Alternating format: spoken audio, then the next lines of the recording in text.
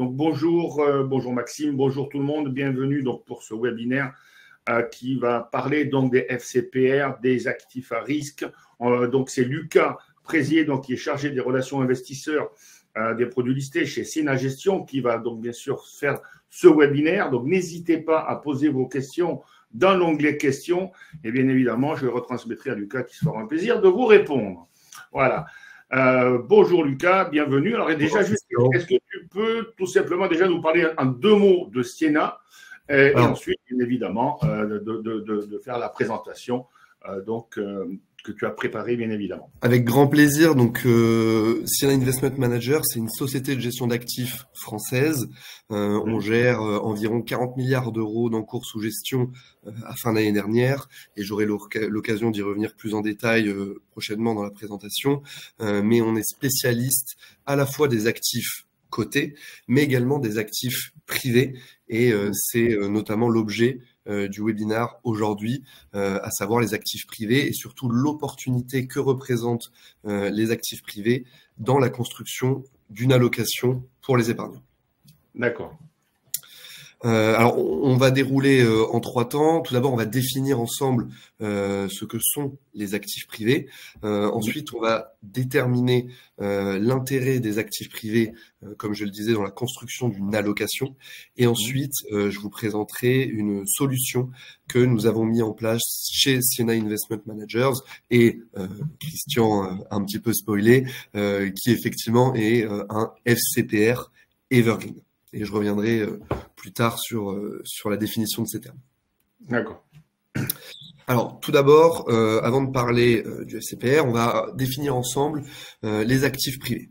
Quand on parle d'actifs privés, bien souvent, on fait référence au private equity. Alors, le private equity ou capital investissement en français, ça va désigner l'ensemble des investissements en capital qu'on va faire auprès des sociétés non cotées.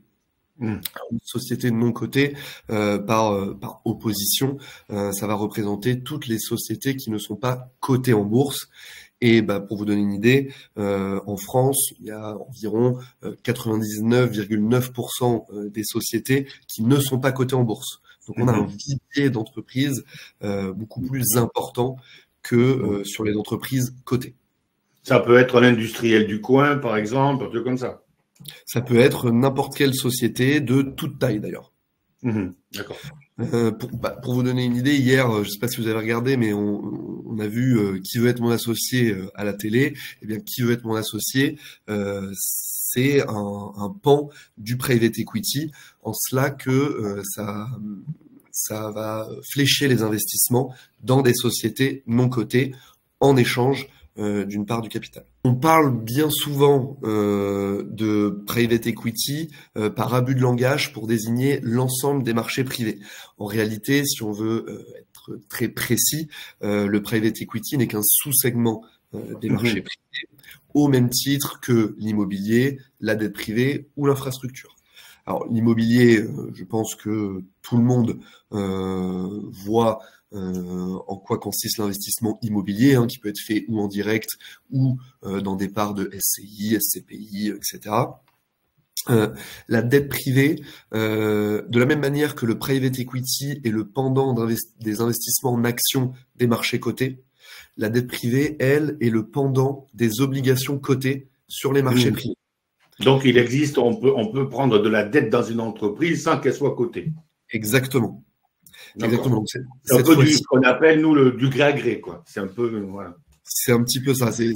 Contrairement au private equity, on va pas monter au capital de l'entreprise, on va pas détenir des parts de l'entreprise, on va prêter des liquidités à l'entreprise et on est rémunéré pour ce prêt de liquidité comme une créance lambda. D'accord. Et enfin, les infrastructures qui vont représenter des projets. Alors bien souvent des projets volumineux de long terme, comme par exemple des constructions de champs de panneaux solaires, comme des constructions d'éoliens offshore, comme des aéroports. Voilà, tout ce type de gros projets. Alors, excusez-moi, juste pour répondre à Stéphane, donc la dette privée, c'est un peu comme les obligations, mais simplement, elles ne sont pas cotées. Exactement, c'est exactement ça. D'accord. Alors, Bien évidemment, toutes ces thématiques d'investissement, ces 4 thématiques d'investissement des marchés privés ont des caractéristiques propres, mais elles ont aussi des caractéristiques communes. La première, c'est que ce sont des actifs de long terme. Bien souvent, on a des investissements sur des tendances structurelles de long terme et on a la possibilité d'investir sur des actifs réels, des actifs tangibles, chose qui existe un petit peu moins sur les marchés cotés. Et surtout, l'intérêt majeur des marchés privés, il est dû à ce qu'on appelle la prime d'illiquidité.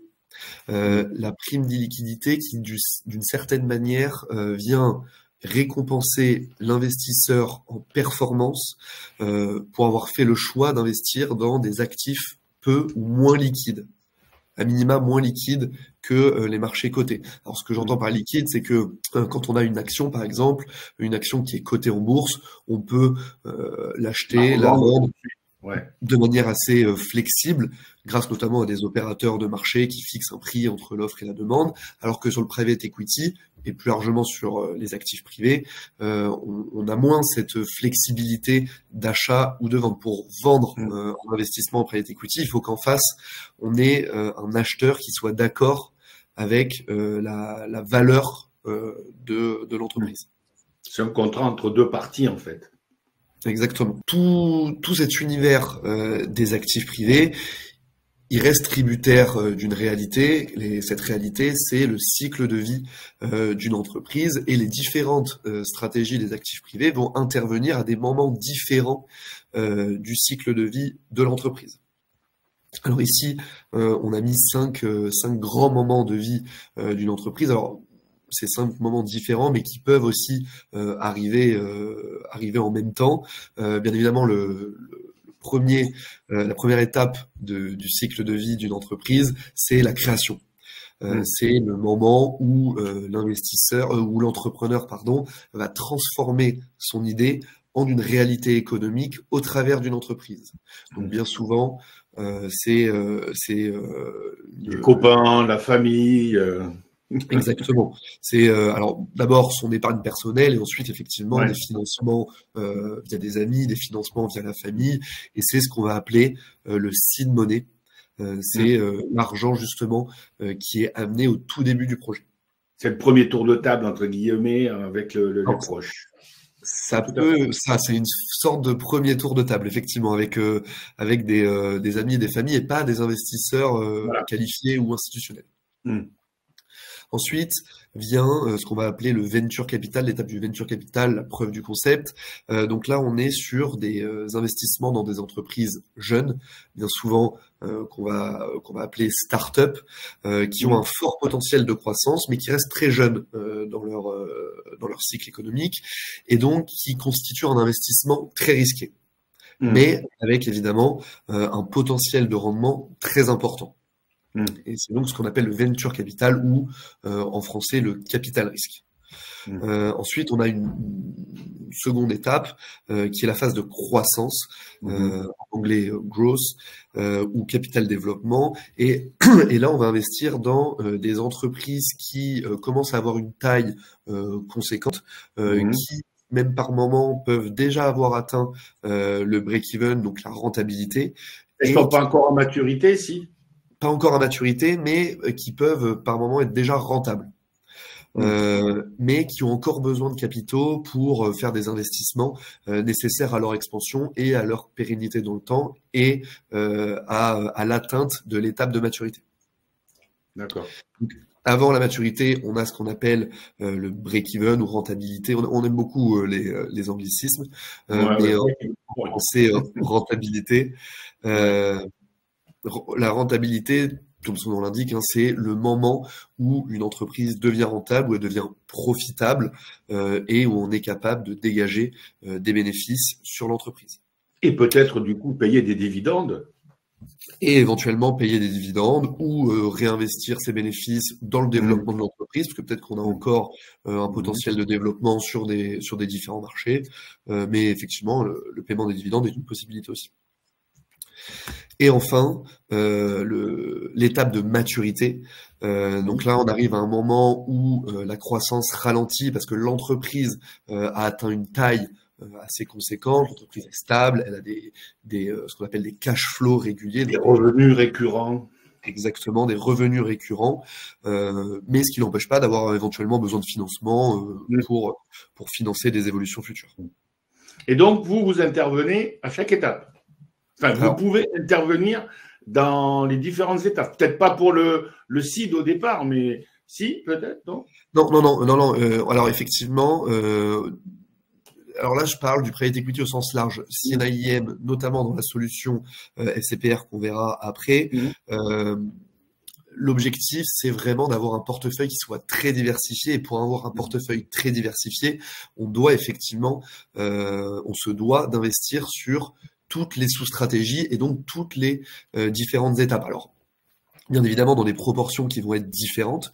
On va pas mettre la même proportion de venture capital que de capital développement, par exemple.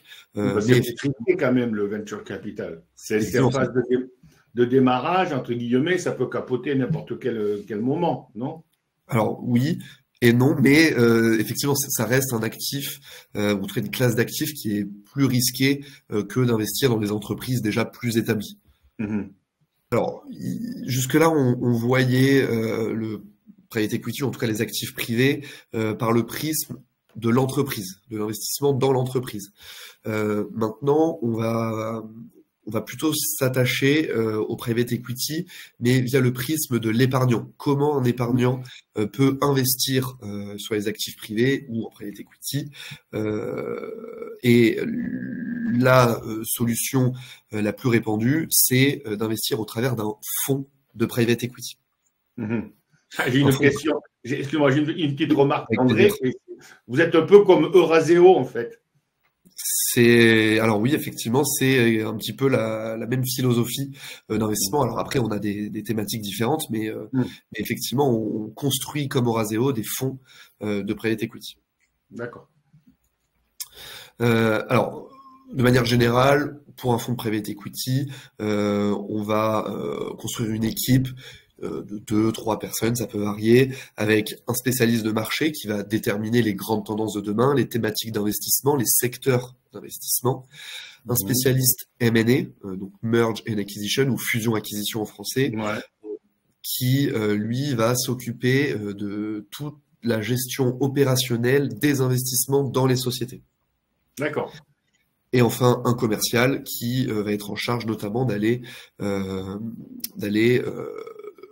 sonder les investisseurs avec la thématique d'investissement dans le but de récupérer des fonds. Et de récolter des fonds, exactement. Alors, on va pas trop s'y attarder, mais quand on crée un fonds de private equity, on va créer une holding qui va justement nous permettre de gérer les différents appels de fonds, parce que les investissements dans les sociétés se font de manière progressive. Contrairement à un fonds action, par exemple, on n'investit pas directement les liquidités sur les titres.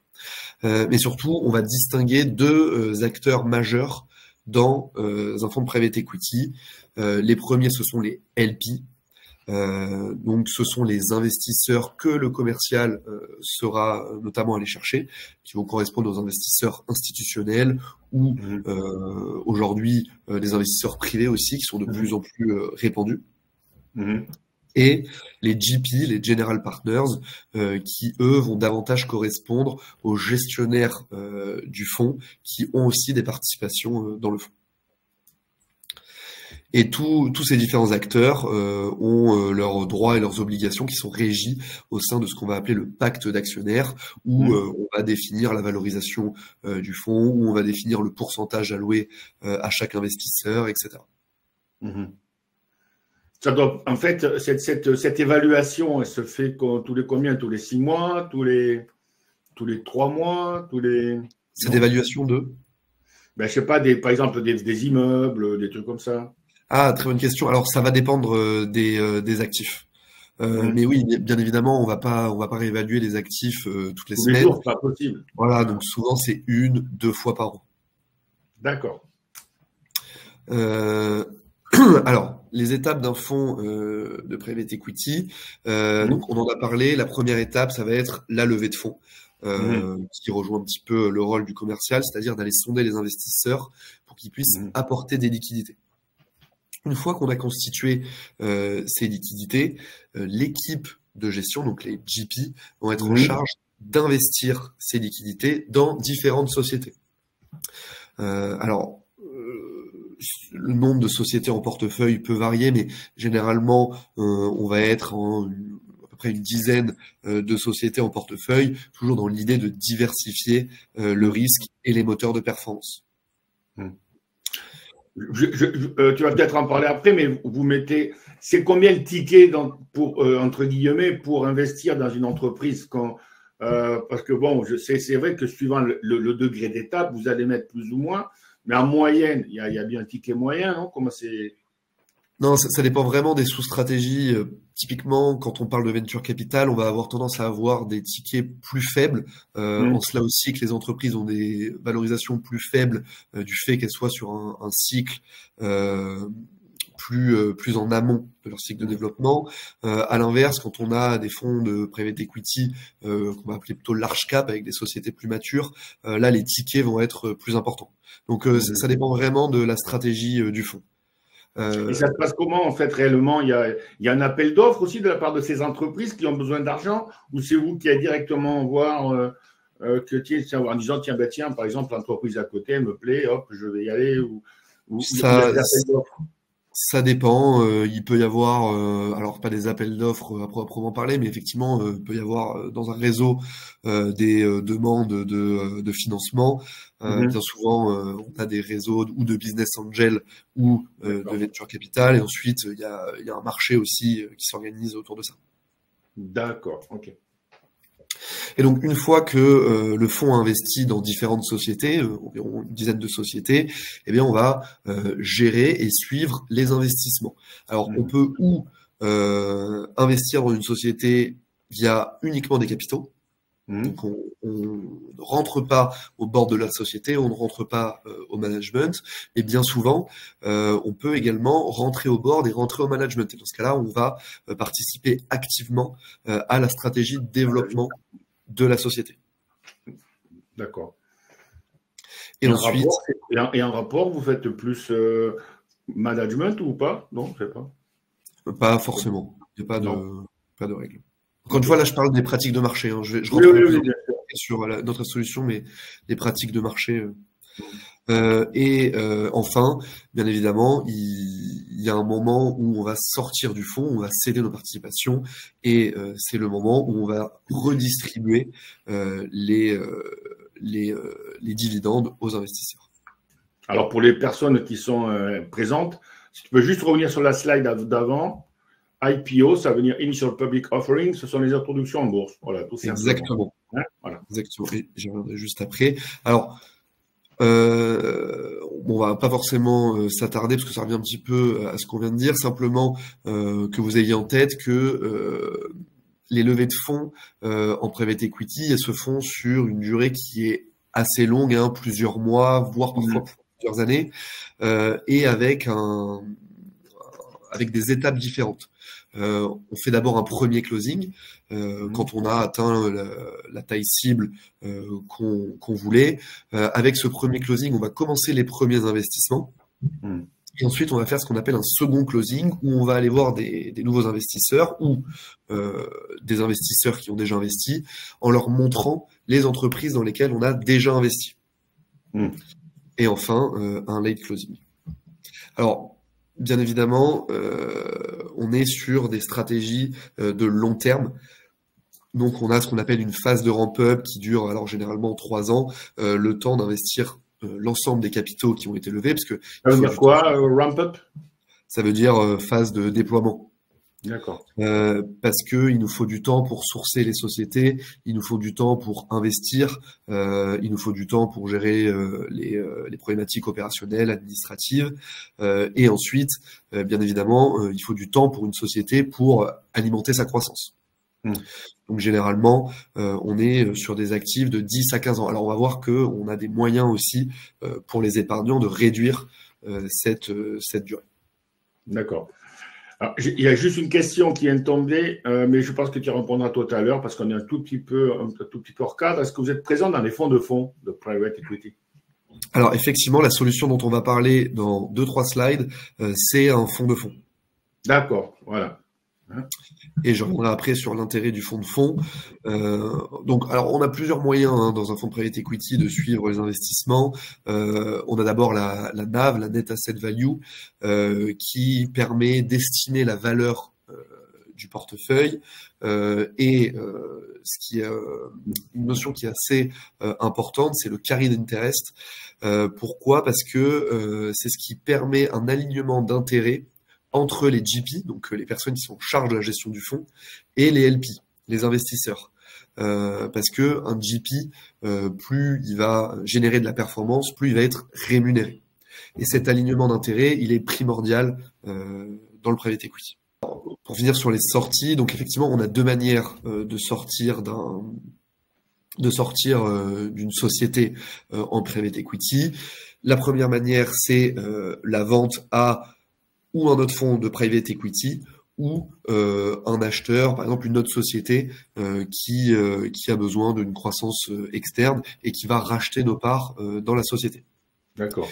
Et l'autre manière, Christian, tu l'as évoqué, c'est via une IPO qui donc est une introduction en bourse.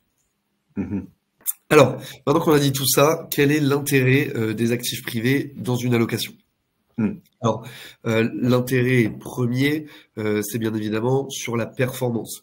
La performance potentielle qu'on peut estimer avec la performance historique est plus importante sur les marchés privés que sur leur pendant sur les marchés cotés. Mm-hmm. Là, par exemple, sur le graphique, alors j'espère que vous voyez bien, mais sur le graphique, on vous a mis les performances sur 10 ans, donc de 2013 à 2012, de différentes classes d'actifs.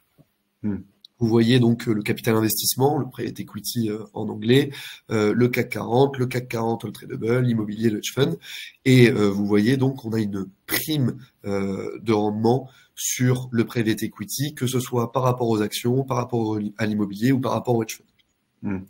Ça, c'est la première. Ouais, et juste, il faut savoir pour les gens là qui sont là que j'ai calculé ça l'autre jour, puisque j'étais en stage avec les clients.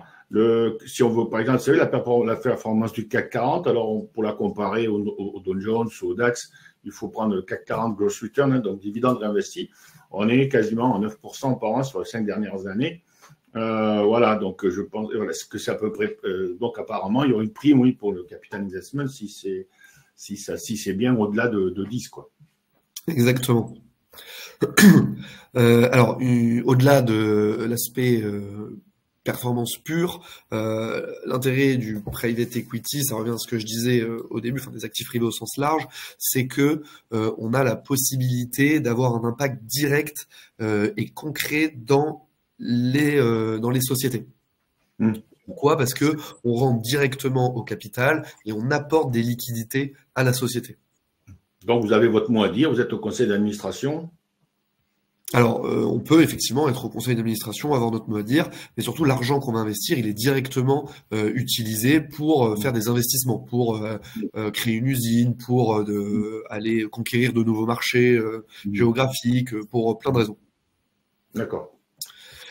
Enfin, donc les caractéristiques des actifs privés, c'est que tout d'abord, on en a parlé, un investissement de long terme. Alors encore une fois, j'évoquerai après comment on peut essayer aussi de modérer au maximum cet aspect long terme, même si ça restera un investissement de long terme. Et enfin, c'est un actif qui est très peu volatile, en cela qui valorise beaucoup moins souvent que leur pendant des marchés. C'est ce qu'on, quand vous investissez dans ces entreprises-là, c'est ce qu'on appelle le retour sur investissement, c'est ça que vous attendez? Les gérants, ils attendent. Oui, exactement. Alors effectivement, quand on investit dans une entreprise, l'objectif, c'est de la revendre avec une valorisation supérieure à celle à laquelle on l'a achetée pour générer de la performance, pour générer un retour sur investissement. D'accord. Alors voilà, en synthèse, on a mis un petit peu les avantages et les inconvénients du private equity. Donc les avantages, on en a parlé, créer de la valeur, avoir des rendements plus importants, avoir une participation active au sein de la vie de l'entreprise. Et les inconvénients, c'est l'illiquidité des marchés privés, un risque qui peut éventuellement être plus élevé et des coûts aussi importants. Alors, là, on va rentrer plus en détail dans les solutions et notamment la solution de FCPR que nous avons développée chez Siena et qui est notamment disponible dans le contrat d'assurance vie Bourse Direct Horizon. C'est ça. Alors, pardon.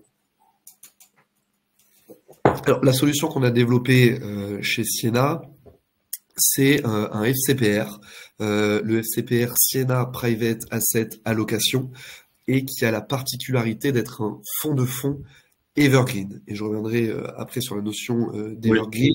Et de fonds aussi, pour peut-être les personnes qui ne connaissent pas trop, puisqu'il y a à peu près 78% qui ne savent pas ce que c'est qu'un FCPR. Donc, du coup, oui. Elle sera revenir juste sur la définition et l'objet, entre guillemets, de ces fonds. Effectivement, alors un fonds de fonds, en opposition à un fonds en ligne direct, va investir dans d'autres fonds. Ça a une vertu notamment sur la flexibilité des investissements et sur la diversification in fine du fonds. Parce que bien évidemment, si on met plusieurs fonds en portefeuille, ces mêmes fonds vont investir dans différentes sociétés et donc on va démultiplier la diversification. D'accord. À l'inverse, quand on investit en ligne directe, on investit directement dans des sociétés. Ce qui est plus risqué du coup. Ce qui peut éventuellement être plus risqué, oui. Donc pour les caractéristiques du FCPR, donc là on a une durée minimum de placement recommandé de 8 ans. Pour autant, ce fonds il a une valorisation bimensuelle, donc 2 fois par mois, et on a la possibilité de rentrer et de sortir du fonds 2 fois par mois. Modulo tout de même une période de lock-up, donc un blocage des parts pendant les 5 premières années de vie du fonds. Et aujourd'hui, il reste donc 4 ans et 5 mois de blocage. D'accord. Ah oui, donc c'est tout récent, alors, du coup, ce fonds. Effectivement, le fonds, il a 7 mois aujourd'hui. Et pour sortir, par contre, il faut que quelqu'un veuille acheter ou vous êtes contrepartie, entre guillemets? Non, l'avantage de le référencer dans les contrats d'assurance vie, c'est qu'on n'a pas besoin de trouver un acheteur en face, c'est directement auprès de l'assureur via son contrat d'assurance vie et en l'occurrence via Bourse Direct Horizon. D'accord. Et l'assureur, je crois que c'est Generali, donc. Exactement. Voilà. Ok. Donc sur indicateur de risque, on est sur un indicateur de risque de 6 sur 7, encore une fois inhérent aux caractéristiques des marchés privés. Alors, je vous ai parlé d'une stratégie evergreen. Alors la stratégie evergreen, c'est une stratégie qui est particulière dans le monde des actifs privés parce que c'est pas le fonctionnement habituel d'un fonds de private equity. Historiquement, un fonds de private equity, il est géré dans une enveloppe qu'on va appeler fonds de private equity fermé. Ce fonds de private equity fermé rejoint ce que je vous disais au début, c'est-à-dire que on va engager du capital dans un fonds. Ce capital va être investi de manière progressive au fur et à mesure qu'on va trouver des sociétés intéressantes dans lesquelles investir. Donc ensuite, on aura toute une période où le capital est investi, hein, c'est l'objet du graphique en bas. Et enfin, au fur et à mesure qu'on va vendre des sociétés, on va distribuer les rendements aux investisseurs. Alors, en opposition à ça, on a ce qu'on appelle le portefeuille evergreen. Et l'intérêt du portefeuille evergreen, c'est qu'une fois qu'on a investi dans le fonds, le capital est sans arrêt au travail. Et il est investi de manière continuelle. Encore une fois, en opposition à un fonds de private equity fermé. Dans ces cas-là, il est peut-être investi sur les marchés, non? Alors, effectivement, il y a une partie, la poche de liquidité qui va être investie sur les marchés. Dans ce cas-là, on va être investi, et j'en reviendrai juste après, sur des marchés obligataires. Ça peut être des comptes à terme aussi ou pas? Pas forcément, non. En tout cas, pas dans ce cas précis. Et bien évidemment, la majorité va être investie sur des actifs privés. Mhm. Alors, ici, je vous ai mis l'allocation cible du fonds et qui retranscrit assez bien la philosophie qu'on veut donner. Pourquoi? Parce que l'objectif du fonds, c'est d'avoir une exposition très diversifiée à l'ensemble des classes d'actifs des marchés privés. Alors, on vous a mis ici, par exemple, l'investissement en private equity, donc de 50 à 60%, et vous voyez qu'on a toutes les sous-stratégies du private equity, le venture capital, on en a parlé, le growth, on en a parlé, le LBO, le co-investissement, pour vraiment avoir... Est-ce que tu peux juste préciser ce que c'est pour ceux qui connaissent pas le LBO? Ouais, alors le LBO, c'est une manière de faire du private equity, c'est-à-dire qu'on va créer une holding qui va s'endetter auprès d'une banque, et avec cette holding, on va acheter une société et on va rembourser les intérêts du prêt avec les rendements de la société. D'accord. Et donc 10 à 20% d'infrastructures qui sont des thématiques de long terme. Donc ça peut être des centrales éoliennes, comme tu as dit, ça peut être, c'est ça, ouais, du effectivement, solaire. En fait, comme c'est du fonds de fonds, ça va dépendre des thématiques d'investissement des fonds qu'on va choisir. Mais effectivement, on peut faire rentrer en portefeuille des fonds qui ont une thématique d'investissement, par exemple d'infrastructures énergétiques. Et dans ce cas-là, oui. Donc vous investissez dans l'infrastructure, dans des fonds qui eux-mêmes sont des, d'accord, sont des fonds infrastructures en fait. Exactement. D'accord. D'où le fonds de fonds. Et exactement, et qui peuvent avoir une thématique marquée, comme par exemple l'infrastructure énergétique. Mm-hmm. Et enfin, 30% d'actifs liquides, donc investis sur les marchés monétaires et obligataires, cotés cette fois-ci, et qui a la vertu de faire un tampon pour les achats-reventes de parts du FCPR. Mm-hmm. Oui, il faut bien des poches d'activité. Voilà. Et donc, tout ça, ça nous donne un fonds qui a un objectif de performance nette annualisée de 8% par an sur la période recommandée de 8 ans et un multiple de 1,7 sur 8 ans également. Ça veut dire quoi ce multiple? Alors ça veut dire que, par exemple, un investisseur qui investit 100 aujourd'hui, l'objectif, c'est qu'il ait 170 dans 8 ans. D'accord. Alors comment on structure ce FCPR? Alors Siena s'occupe de gérer le fonds de tête FCPR Siena Private Asset Allocation et on s'appuie sur un conseiller en allocation de fonds non cotés externe qui s'appelle Cedrus Partners. Cedrus Partners, c'est un spécialiste de la sélection de fonds non cotés. C'est une activité qu'ils font notamment pour le compte de grandes familles françaises et européennes. Et grâce à Cedrus, nous avons la possibilité d'investir à la fois dans des fonds peu connus, qu'on appelle off-market, qui ont par exemple des tailles cibles assez faibles, qui sont remplis assez vite et dont on n'aurait pas la possibilité d'investir sans eux. Et on a également la possibilité de co-investir aux côtés des grandes familles françaises et européennes dans des fonds qui, à l'inverse, ont des tailles beaucoup plus importantes. Par exemple, on a rentré un fonds d'infrastructure énergétique qui s'appelle Global Infrastructure Partners, qui a un ticket minimum de 20 millions d'euros.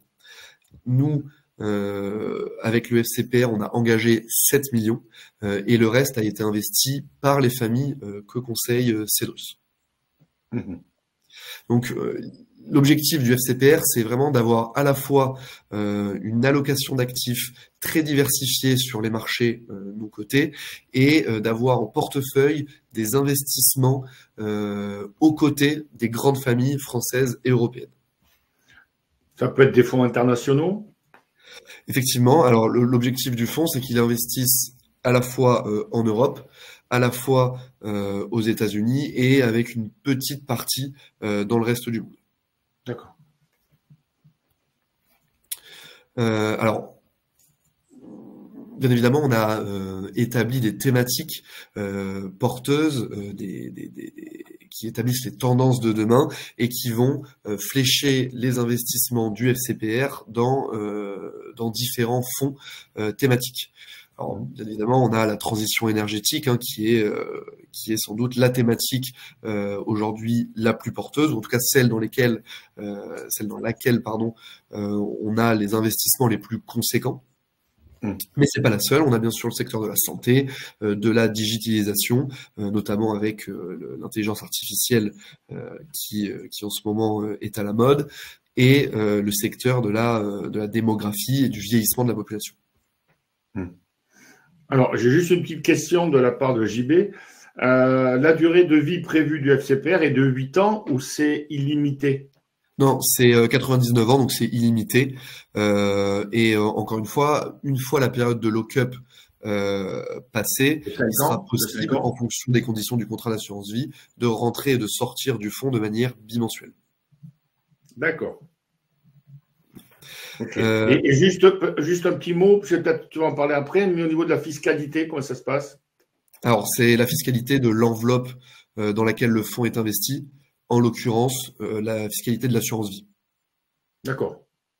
Donc, c'est la fiscalité de l'assurance vie, ok. Exactement.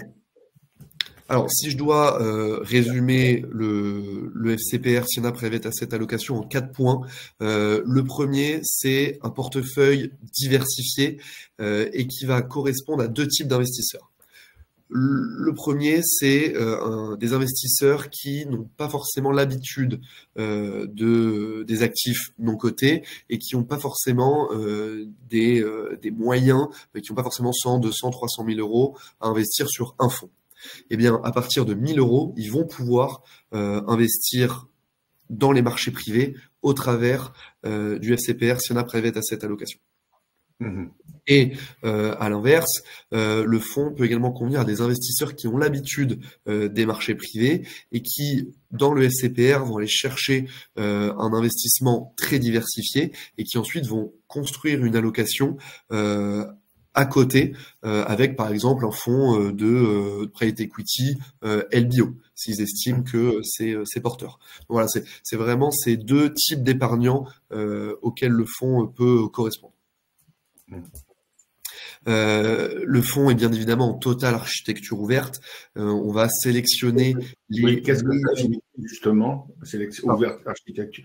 Qu'est-ce que ça signifie justement, architecture ouverte?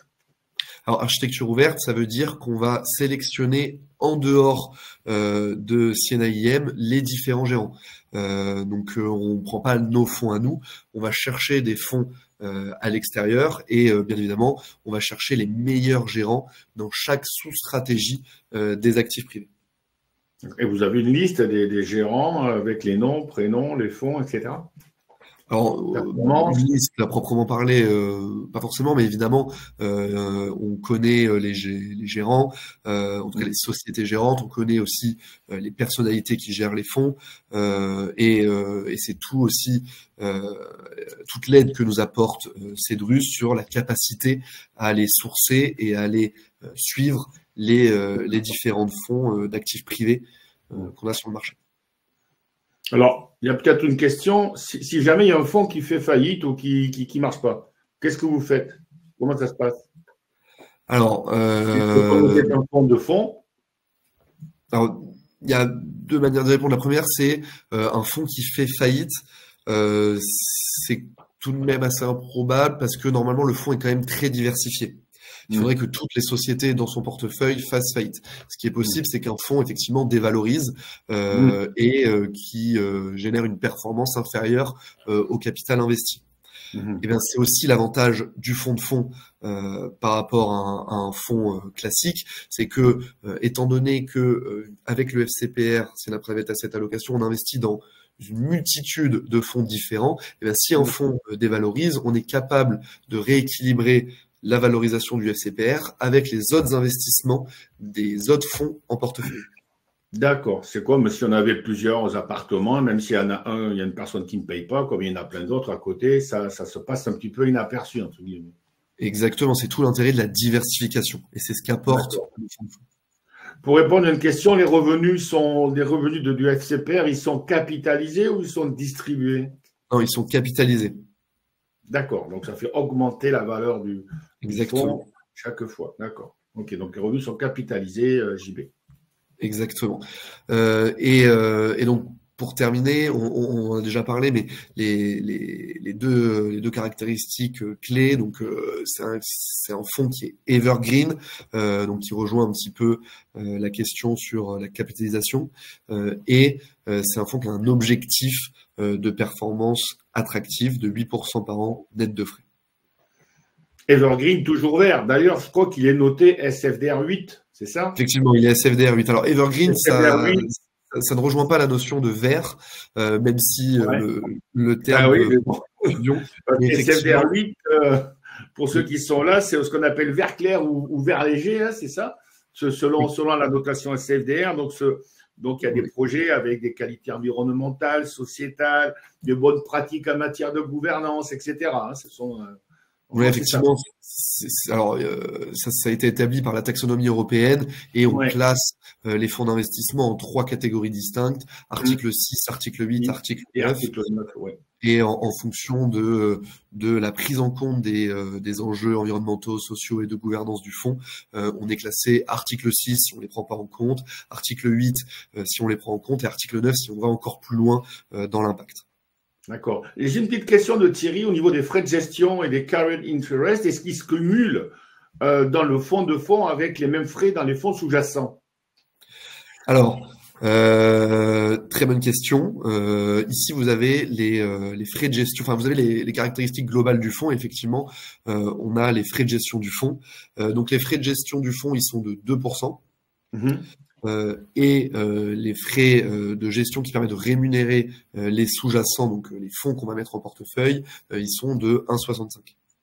D'accord. Donc, ils se cumulent. Donc, ils se cumulent. Oui. Donc, ça fait 3,65.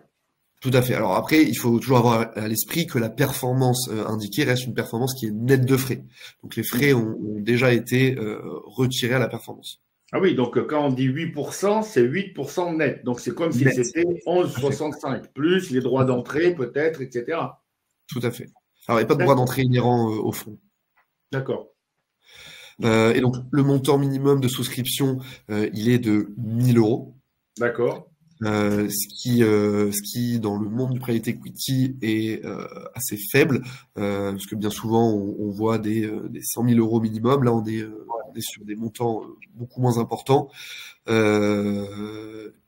il me semble que on a tout évoqué sur le reste. Et on voit bien que l'affectation des résultats, c'est par capitalisation. Tout à fait. En bas à gauche de la slide. Et la durée de vie du fonds est bien de 99 ans. On a eu une question tout à l'heure. Ok. Donc, bien évidemment, ce fonds est disponible ou va être du moins très très prochainement disponible dans le Bourse Direct Horizon. Hein, donc, voilà, Bourse Direct, donc c'est une enveloppe assurance vie. Hein, d'accord. Exactement. Il n'y a pas de frais d'entrée, hein, me demande Philippe. Pas de frais d'entrée propre au fonds, non. Voilà. Pas de frais d'entrée. Donc, c'est très prochainement donc, dans notre contrat d'assurance vie Bourse Direct Horizon, dont l'assureur est Generali. Vous pourrez aller voir ça, bien sûr, sur notre site dans l'onglet épargne. Voilà, vous pouvez également m'envoyer un petit mail si vous voulez. Je transmettrai à notre pôle épargne, puisqu'on a un pôle épargne chez Bourse Direct. Voilà, donc le mail, c'est formation@boursedirect.fr. Puis au pire, je pourrais même le transmettre à Lucas éventuellement. Voilà. Est-ce que vous avez d'autres questions? Est-ce que tu peux juste revenir un petit peu sur sur ce cas, sur ce FCPR, et puis voilà, faire un tout petit résumé en 2 secondes, en attendant que peut-être d'autres personnes posent des questions. Oui, alors effectivement, alors le résumé, il est sur ce slide, c'est que c'est un moyen pour les épargnants de s'exposer au marché privé avec une allocation diversifiée, à la fois sur le private equity, mais pas seulement, également sur l'infrastructure, et de co-investir aux côtés des plus grandes familles européennes. D'accord. Alors une question, c'est vrai, très pertinente au niveau juridique. Est-ce que l'investissement en private equity est risque limité ou illimité? Alors, très bonne question. J'ai pas la réponse, honnêtement. Hmm.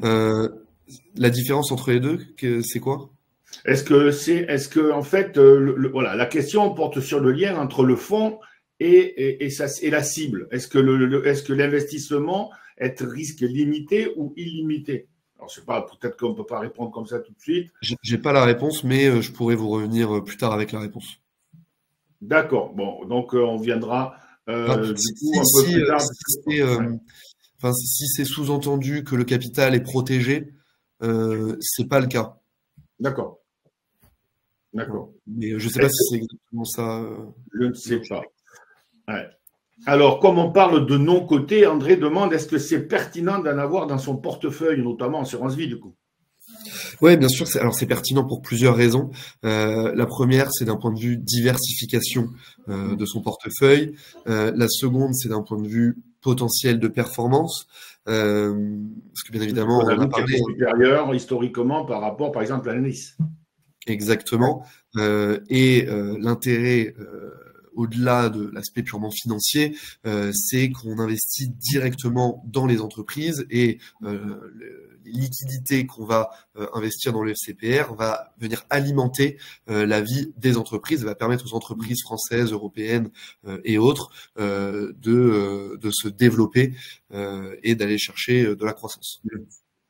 Au niveau performance, est-ce qu'on a un feedback ou sur les anciens fonds au niveau Alors, performance?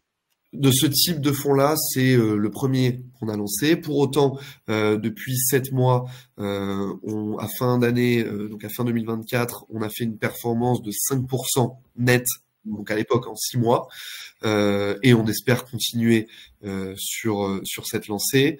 Et ensuite, évidemment, on a l'historique de la sélection de fonds de Cedrus pour ces grandes familles. Et là, on a des performances aussi assez attractives. Alors, au niveau du risque, l'internaute demandait est-ce que c'est plutôt comme une société anonyme ou une société par part? En fait, si je résume, est-ce que c'est plutôt un fonds commun de placement, donc là où on est associé, ou est-ce que c'est plutôt une SICA où là on est actionnaire? Alors, c'est ni l'un ni l'autre, c'est encore autre chose, mais ça va plutôt ressembler à une SICAV. D'accord. Bon, ok. Alors, on me parle de pas compris tri, taux de rendement, donc 8% net annuel, c'est ça? Exactement. Payé à la sortie et 1,7 sur 8 ans, c'est ce qu'on peut espérer, c'est ça? C'est l'objectif, exactement. C'est Et l'objectif de l'objectif, performance. c'est 1,7 fois, entre guillemets, la mise initiale pour répondre à Hervé. Exactement. Sur la période recommandée. C'est une projection D'accord. de la performance de 8% Ouais. annualisé sur 8 ans. Alors, André me demande quelle part on pourrait allouer à ce private equity, 5%, 10%, 30%. André, je pense que c'est un peu personnel. On ne peut pas donner aux gens un conseil en disant, tiens, mais 50% en actions, 50% dans l'indice, 10%. Ça, c'est personnel. C'est vous qui Sinon, voyez. ça Hein, va on ne peut pas. dépendre de l'aversion au risque de l'investisseur, de Voilà. son horizon de placement. On peut pas donner un montant exact de la part du fonds dans une allocation. Alors, juste pour terminer, mais sinon, JB, vous pourrez m'envoyer le mail et je transférerai à Lucas qui vous répondra. Quand il dit risque limité, c'est-à-dire on ne peut pas mettre plus que le capital investi. Risque illimité, c'est qu'on est responsable des dettes qui restent après la liquidation de l'entreprise. Mais là, c'est des fonds de fonds. Donc, il y a. Non, je ne sais pas. J'ai pas la réponse, mais je vous reviendrai avec la réponse. D'accord. Oui, le FCPR est un fonds de fonds, hein, c'est ça, Lucas? Exactement. Exactement. Donc, il n'investit pas dans des sociétés en direct, il investit dans des fonds qui eux-mêmes vont investir dans des sociétés en direct. Alors André, il dit, mais on dit bien qu'il faut 5% d'or. Personnellement, André, j'en ai beaucoup plus. Ça dépend des personnes. Ça, je Voilà. sais pas, chacun choisit comme il en a envie. Et c'est qui on dit. Ben, celui qui dit, c'est pas celui qui paye. On le connaît bien. D'accord? Donc, c'est un fou de vous faire votre idée. Si vous êtes un profil pas trop risqué, ben, faut mettre un peu moins d'actifs risqués dans dans votre enveloppe. Si vous êtes peut-être une personne qui aime prendre un peu plus de risques, eh vous pouvez mettre un peu plus, tout simplement. Mais c'est personnel, on peut pas, il n'y a pas de règle comme ça. Exactement. OK. Alors, est-ce qu'il y a d'autres questions? Alors, tout à l'heure, j'ai zappé volontairement une question, je vais la poser maintenant. Voilà, mais c'est… Alors, à l'occasion, il y a pas, soi-disant, un grand monsieur de l'investissement qui disait « petit minoritaire, petit couillon, grand minoritaire, grand couillon ». Qu'est-ce que tu penses de ça? Alors, c'est compliqué. On parlait justement d'investir dans des… Non, mais je ne sais que dire, mais toujours est-il qu'aujourd'hui, on assiste à ce qu'on appelle la démocratisation des actifs privés. Et donc, effectivement, historiquement, les actifs privés étaient plutôt distribués aux grands porteurs, aux institutionnels. Et ces derniers temps, on voit de plus en plus de véhicules d'investissement. Et c'est tout l'objet du FCPR, Siena Private Asset Allocation, de donner accès au plus grand nombre aux actifs privés. Et je pense qu'il faut vraiment le voir comme une opportunité d'investissement et de diversification de son portefeuille. D'accord. Alors pour répondre à Pierre, peut-être qu'il n'a pas très bien entendu lorsqu'on en a parlé, mais est-ce que les entreprises concernées ou les fonds sont limités à une zone géographique, France, Europe, USA, ou pays émergents, c'est comment? Non, alors ils ne sont pas limités à une zone géographique. En revanche, effectivement, on va surpondérer l'Europe, les États-Unis, et on va garder une petite poche pour le reste du monde. D'accord. Petite question peut-être dernière de Stéphane. Le blocage des actifs par Generali sur 4 ans a-t-il une incidence sur votre offre? Alors, si la question c'est est-ce que ça a une incidence sur les fonds qu'on va mettre en portefeuille? Non. En revanche, effectivement, ça a une incidence sur la possibilité de revendre les parts du FCPR, puisque quand on investit via un contrat Generali, on est bloqué 4 ans à minima sur le FCPR.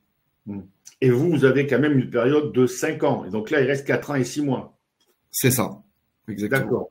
Donc, il faut quand même le garder. Si demain, une personne souscrit via son assurance vie, au bout de 4 ans, il faut quand même qu'il garde 4 ans et 6 mois, c'est ça? Exactement. Après, il faut toujours avoir à l'esprit que ça reste un fonds de long terme. L'objectif, c'est quand même de conserver ses parts pendant une période à minimum recommandée de 8 ans, même si on a la possibilité de les revendre avant en fonction des événements de la vie, mais ça reste un fonds de long terme. D'accord. Bon, mais je vois qu'il n'y a plus de… trop d'autres questions. Je vois que le temps passe très très vite. Il est déjà 11 heures. Ça fait une petite heure qu'on est ensemble. Voilà. Mais écoutez, de toute façon, si vous avez d'autres demandes, n'hésitez pas. Je vais vous les mettre dans l'onglet questions à me les envoyer.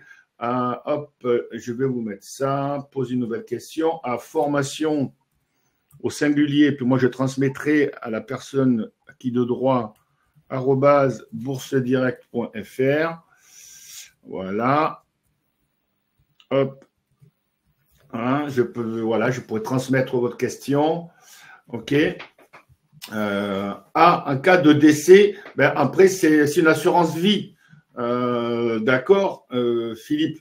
Donc, c'est ce qui se passe dans l'assurance vie qui va arriver, en fait. Voilà, vous avez donné des bénéficiaires, etc., etc. Donc, comme c'est dans l'enveloppe assurance vie, la fiscalité, c'est l'assurance vie. En cas de décès, c'est l'assurance vie, etc. D'accord? Exactement. Stéphane, le contrat, il est de capitalisation, ce FCPR, d'accord? Ce n'est pas de distribution, donc voilà, ça répond à votre question. OK, voilà. Alors, il y a Richard qui avait posé une petite question. Quand les fonds sous-jacents investissent dans les mêmes sociétés, ça renforce du coup le poids de ces sociétés. Je pense que le but, c'est de diversifier quand même. Tout le monde ne va pas investir dans la même boîte, sinon… Oui, exactement. Alors, ça peut arriver, mais bien évidemment, notre rôle aussi, c'est de faire en sorte de minimiser au maximum les moments où ça arrive, voire que ça n'arrive jamais. Voilà, tout le monde ne va pas investir tous dans la même boîte. Vous voyez ce que je veux dire? Sinon, c'est vrai que ça n'a plus trop d'intérêt. Écoutez, merci beaucoup. Je vois que ça y est, il y a pas de personnes qui commencent à se déconnecter. Merci beaucoup d'avoir participé. d'avoir joué le petit jeu pour le sondage. Merci Lucas, mais peut-être une prochaine fois. Merci Christian, voilà, avec plaisir. Une prochaine fois, de toute façon, c'est enregistré. Donc, ce sera sur notre chaîne YouTube. Voilà, d'accord. Écoutez, passez une excellente journée. Et puis, peut-être une prochaine fois, Lucas. Voilà. Bonne journée à tous. Allez, au revoir. Allez, au revoir.